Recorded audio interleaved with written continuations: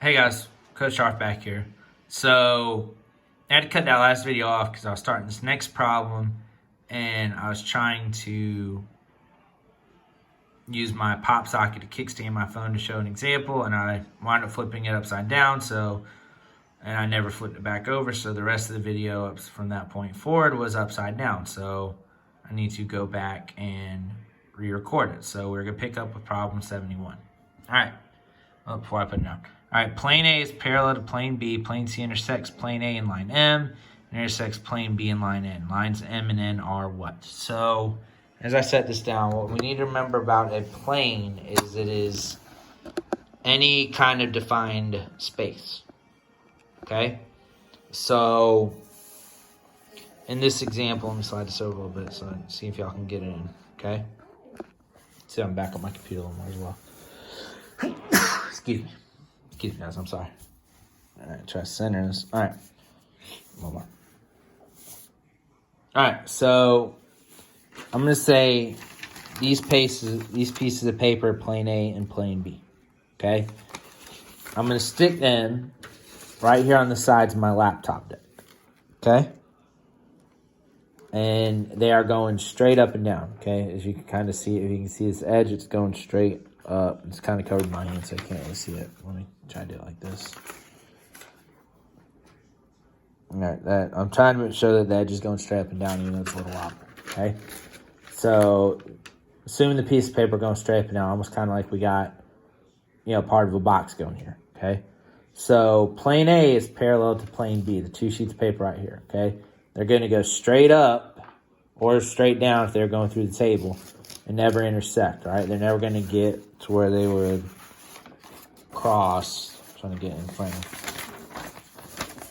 Where they would cross, okay? They're going straight up. So plane C is going to be this plane where it pretends my laptop deck, all right? It's flat. So plane C intersects plane A in line M. All right, that would be right here, the edge, left edge of my laptop deck, all right? That's where they intersect. And intersects plane B in line N. So that would be this edge of my laptop deck, okay? So that's where they intersect, so hopefully y'all can kind of get the idea, okay? So as I pick my phone back up, again, this edge is line M, this is line N, okay? So do they intersect? Nope. Are they parallel? They sure look parallel. Are they perpendicular? Again, perpendicular would probably be, and I know it's a rounded edge, but perpendicular would be this edge and this edge, all right? But the two side edges are not, and skewed. When it says skew in this case, it basically means the two lines have different slopes, okay? They're skewed away from each other. So it's going to be answer choice 2, parallel, all right? Okay, so number 72 and 73 were just like 70 from the last video. Well, not exactly like, but they're still dealing with parallel and perpendicular lines. 72 is actually a little more involved than anything I've shown you, okay? But we're still taking elements of things that we know and can do it, all right? So it says, which equation represents the perpendicular bisector of line segment AB, whose endpoints are A at 8,2 and B at 0,6. So I'm going to draw that on my whiteboard, okay? So there's that, and I'm going to draw and connect them. I'm doing this blind. All right. So I got it right there, okay? So perpendicular bisector, okay? I need a line that is perpendicular to this and cuts it in half. So it actually goes back to two things I already know. Again, I just have to figure out the equation of a line that's perpendicular to this. So if I can figure out the slope to this, again, I can take the opposite reciprocal and figure out what the slope of my new line is.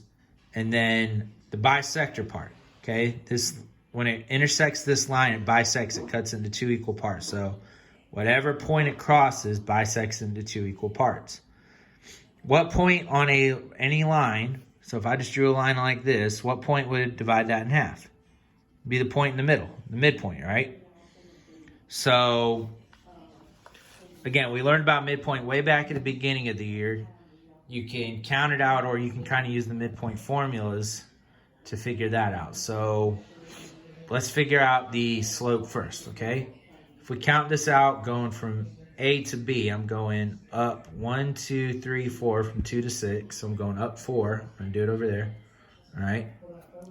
But then I'm going back to the left, 1, 2, 3, 4, 5, 6, 7, 8. So I'm going left 8, so that's a -8, right? So that's going to simplify down to a slope of -1/2. All right? So that's the slope of this line. So now if I'm going to do the midpoint, okay? So to get my x midpoint, what's my x coordinate there? 8. What is it for B? 0. Again, it's 8, 2, and 0, 6 divided by 2. Gives me 8 divided by 2, which is 4. For y, y coordinate for A is 2. Y coordinate for B is 6. Divided by 2, again, gives me 8 divided by 2, which is 4. So I want a midpoint of 4, 4. Okay? So I want a line that goes through point 4, 4. That's where it cuts this line and has a perpendicular slope to this. So again, we need that opposite reciprocal, which we did on problem 70 on the last video, which should actually be positive 2 over 1 or just 2. All right, so I need a slope of 2, goes through 4, 4. So I'm down to question 1 and question 4, okay?